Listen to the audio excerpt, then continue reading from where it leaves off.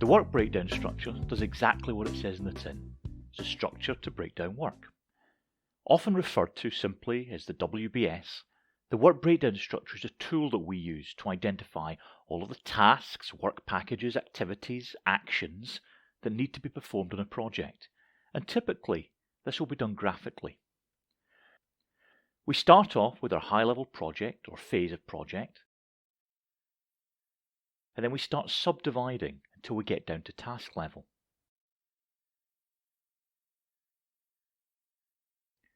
Now you can tell you're getting down to the right level of detail because verbs start to appear. Now that might sound fairly obvious, but if I'm trying to identify bits of work that I need to do, then I definitely need to have doing words. There are two primary reasons for using this technique. Firstly, before we run any bit of work, we want to know the answer to four big questions. How much is everything going to cost, in terms of hours or money that I need to spend doing it? How long is everything going to take? So overall duration. What about the people, equipment, materials, facilities? So what are the resources I need to do this? And what are any potential problems or issues that I can anticipate? How much, how long, resources and risks. The key four questions. Now I can try to answer these questions at the top level of a work breakdown structure, but I'd almost certainly miss half the risks, forget some important resource, and get my time and cost estimates wrong. And those I'll probably underestimate. People naturally have a tendency to be optimistic estimators, so we underestimate.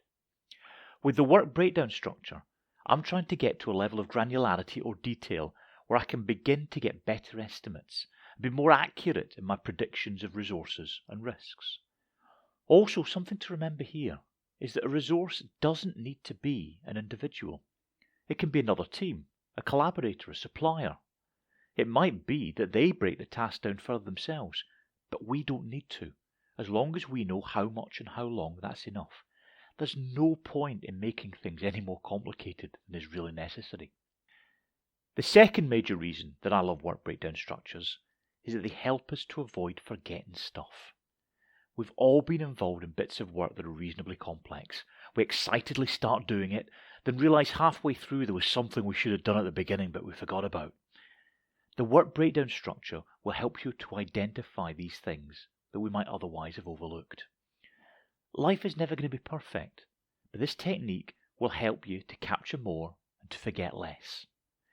The work breakdown structure has always been widely used in industry, but is equally applicable to research. In fact, many of the big funders, for example Horizon Europe, will be expecting you to submit one as part of a grant proposal. I find a great way of beginning to clarify my thoughts and understanding of all the work that goes into a project. And to repeat, if you can't do this for a whole project, just do it for a smaller subphase. You might do it for the next few months of field work, or for a particularly complex bit of experimentation, for planning data collection. But it's also particularly useful in a collaborative environment when identifying all the work that the different partners should be involved in. In summary, we break down the work into discrete tasks to help us identify all the work that we should be doing, and allowing us to better answer the questions: how much, how long, resources and risks.